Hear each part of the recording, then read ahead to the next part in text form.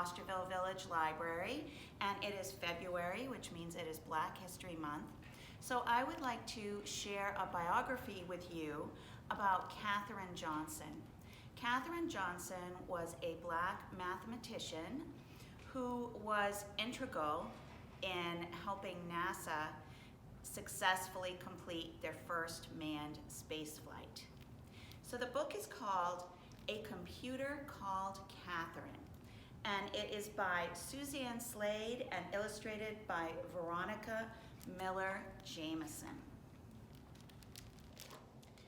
Everywhere Katherine went, she counted. She counted her steps to church. She counted the plates on the dinner table. She even tried to count the stars in the sky. Most of all, Katherine counted the days till she could start school. Finally, at age 5, she followed her brother to the 2-room schoolhouse. An excellent student, Katherine devoured thick books and added numbers at the speed of light. So the teacher decided she would skip first grade and start in second. But Katherine was such a fast learner, she later skipped 5th grade too, and before you could say mathematician, magician, she was a grade ahead of her older brother. Katherine loved math because it was easy to see if an answer was right or wrong. Meanwhile, most everybody in town was arguing about right and wrong. Some people said it was wrong for children of different skin colors to attend the same school.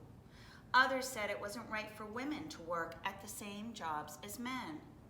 Their arguments seemed wrong to Katherine. She believed that everyone should be treated the same, so she kept working hard in school, and she dreamed of a future when all people would have equal rights.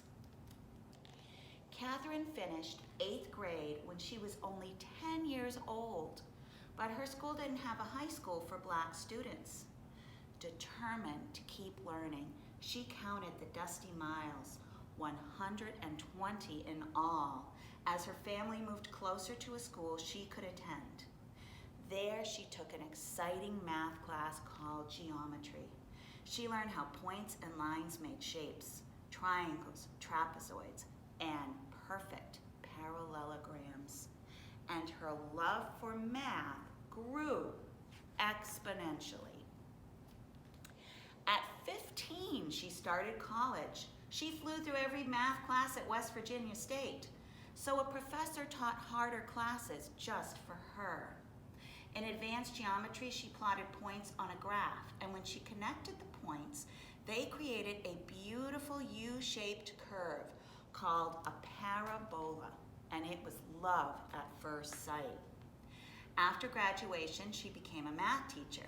Back then, people said women could only be teachers or nurses. Katherine knew that was wrong. She believed women could be anything: scientists, lawyers, or mathematicians. So she set out to prove it. Katherine discovered a research center in Virginia that was hiring women mathematicians. They were called computers because they made calculations that helped the men engineers design airplanes and flight plans.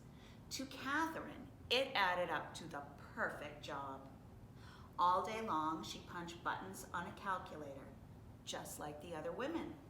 She solved long math equations, and she wrote answers on a huge data sheet, just like the other women. But Katherine was not like the other women. She asked questions, lots of questions. What were her calculations used for? Why were they important? And how did her answers help design airplanes and flights? The men engineers noticed the woman who asked intelligent questions and how quickly she solved the difficult math problems. So they asked her to join their space team. Its mission? To send the first astronaut into space. Katherine said yes. Then she discovered that women weren't allowed to attend the group's meetings. Well, she knew this was wrong, so she asked if she could go. Women don't ever go to those, the engineers replied. Is there a law against it? Katherine asked. No. So Katherine showed up at the next meeting, ready to work. Astounded by her geometry skills, the team asked her to calculate when America's first space flight should blast off. Katherine agreed. But first, she asked questions like, where should the rocket splash down? How high should it fly? When should it land? With that information, Katherine carefully computed the rocket's flight path, a beautiful U-shaped curve. Next, she worked backwards to figure out the time it should blast off. And then she began counting the days until the launch. On May 5th, 1961, Alan Shepard blasted off. Following Katherine's flight path, he soared into the silvery sky. And 15 minutes later, he splashed down in the Atlantic Ocean, right on schedule and right on target. Soon, Americans began dreaming of a longer flight around the entire Earth. But to figure out the math for this long, complicated trip, engineers decided to use their new, room-sized computer that worked much faster than people. But astronaut John Glenn trusted Katherine much more than a machine. He wouldn't step foot onto the rocket until she said the computer's calculations were correct. Happy to help, Katherine checked every number. And on February 20th, 1962, John Glenn became the first American to orbit the Earth. Then people began to wonder if an astronaut could travel all the way to the moon. Both the Soviet Union and the US wanted to be the first to land there and win the space race. Katherine knew this flight was incredibly long and dangerous. Every calculation would have to be perfect. One math mistake and the rocket would zoom right past the moon. As NASA's computer hummed and computed a flight path to the moon and back, Katherine went to work too. She double-checked the machine's calculations, but this was the most complicated problem she'd ever seen. The spacecraft was flying incredibly fast. The target, the moon, was constantly circling the Earth while spinning.